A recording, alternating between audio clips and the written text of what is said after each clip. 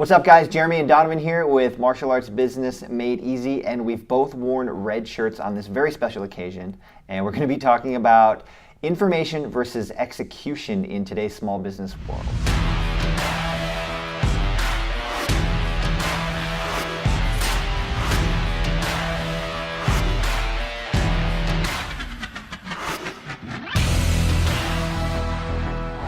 All right, guys, so in today's small business world, we live in an era where, or a time where information is, you can find it anywhere and everywhere, all right? There's no longer really any advantages for having the most information because anybody can get it. Really, you can get the equivalent of a 4-year college degree that you would have gotten 10 years ago. You could probably get that in 2 months just from watching YouTube videos, okay? So having more information, that's not really where people are getting their competitive advantage anymore. Now it comes down to execution. All right, so whoever can best compile all of the information required in order to achieve the goal, whatever goal that is, and then take that information and best execute on it to create a result, that's who's going to win in today's business world. All right, so it comes down to a game of time management and what you're best doing with your time in order to make sure that you're being as efficient as possible when you're working towards whatever goal that is, okay? And the game we need to be playing is learn and practice. Learn and practice, and continually going back and forth, learning and practicing, learning and executing, learning and implementing, learning and testing over and over and over so we can learn what's working, so we can try these things inside of our business, and then whatever is working, we can really start to pour gasoline on top of that and make sure we're putting more and more and more energy in it, and whatever's not working, we cut it out and we move on to something else. All right, so this concept, I like using the analogy of, especially a lot of us in this group are former athletes or martial artists. When my coach would teach me a new kick or a new technique or a new concept that I was tasked to build into my game, right, as a martial artist, as a taekwondo fighter, right? So for example, we would practice a technique, let's say like a front leg, we'd do a cut kick, right, which is like a little push kick, a little front leg cut kick, and then a defensive back kick, right? So all you taekwondo guys, you guys know the hands, so we like to talk with our hands in kicks, right? So we throw a little front leg cut kick and then a defensive back kick, right? And we would drill it, and we would drill it, and we would drill it, and we would talk about the concept and the application and when you would use it, and what type of fighter you would use it, what type of situation you would use it in, if you use it in the beginning of the fight or towards the end of the fight, when you're ahead or when you're losing, if you're in the middle of the ring or if you're at the outskirts, at the edge of the ring, like when would you use it? So we're learning, and we would work on it in practice. And then here's the kicker, here's where it would start to really become a part of my game. My coach would task me with only being able to use that one concept, let's say for one round of a match, right? In a local tournament, in a situation where I could probably handle my opponent, so it was a reasonably safe environment, right? I would be tasked with, okay, for this round, you can only do this one technique, right? Or for this round, you have to find a way to get this technique off, find a way to get it in there, right? And so that would be the practice component or the implementing component. So I could try it in real time against a real thinking opponent who's trying to beat me and see if it works and see what sort of feedback I get in trying that technique.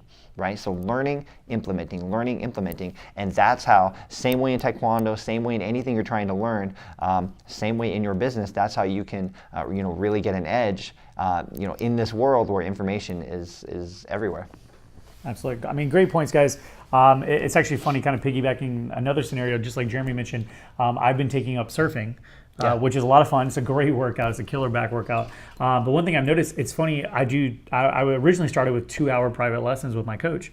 And as much as I liked them, I asked them, could we shorten them down to like an hour and even down to 30 minutes? Because I want that one piece of thing. Give me one thing that I can work on. Mm-hmm. And I just literally spend an hour out there working versus, we're spending 2 hours together. So he's constantly watching and monitoring and fix this. There was just like too much information almost. Mm-hmm. I'm like, just give me the one thing and then let me go to work. Because that's how I, process things as an athlete. And then even now as a business owner, when I deal with my coaches, same thing. It's like I don't spend an hour on the phone with my coaches or consultants. They give me one nugget, one thing that I need to do, and like we'll talk in a week or two when I have some more data to give them and share with them. So I think it's the same thing, like Jeremy said, there's so much information on the internet. Anything you want to know right now, you could find out within probably 10 seconds of doing a search, thanks to Wikipedia and the internet. Yeah. But anything you want to find, we're open books. There's tons of martial arts business coaches out there. Everything is open source at this point. The difference between people that are where they want to be or people that are progressing versus people that have schools for 10 years or 20 years that haven't seen the needle move much is just purely action, right? They're taking action. And it can be challenging to take action because we can get caught in those ruts or sometimes that good to great dilemma, right? Life is really good, but we don't need to push ourselves outside of our comfort zone. But the problem is, pushing ourselves outside of the comfort zone, that's where we get great. That's where we get those big results we're looking for. Yep.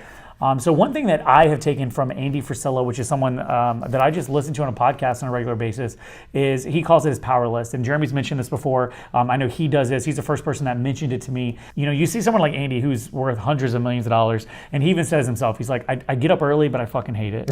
I'm really successful and I get a lot of things done, but it's not because he's super focused and super driven. He's like, I'm kind of lazy, but I just know if I do these things on a regular basis, I'll move the needle forward. So what he does, he calls it his power list, and he plans it the day before for tomorrow. And it's those 5 things that he has to do that day to move the needle forward. So, for a real estate agent, for example, it might be, I need to make this many phone calls because I know I can set this many appointments and so forth, right? Whereas for martial arts, it might be, I need to send this many emails. Same thing, maybe set up this many appointments. I need to contact this many schools to try to get into the school system. I need to have this many follow-ups with people that are finishing up their trial. We need to have that power list where we need to do those 5 things. And one of them can just be working out. Right? One of them can be spending time with your child. Those things that are very, very important to you that are going to move your needle forward. But if you do something for 30 days, so say it's going to the gym at first, you do it for 30 days. At the end of 30 days, you have to take it off the power list because now it should be a habit, right? It should be a ritual that you follow. So same thing, whether it even be staff meetings or those phone calls you're making. After we build those into our lives, it gets wiped clean off of our power list and we replace it with something else that's again going to push us to that next level. And I thought he had a really good quote today in a podcast I listened to was successful people, successful entrepreneurs, they're raising the bar before they even get to that bar.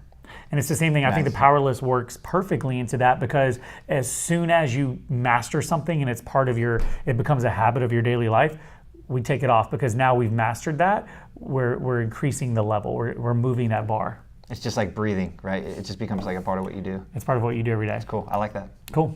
All right, guys. So in recap here, the big difference between successful entrepreneurs, successful school owners, and any business is taking action. So we encourage you to 1, take action, and 2, if you want an easy way to take action, just get 5 things done today. All right, 5 things that will move the needle forward in your business. That's it, guys. And on that note, high five. We're out of here. Boom.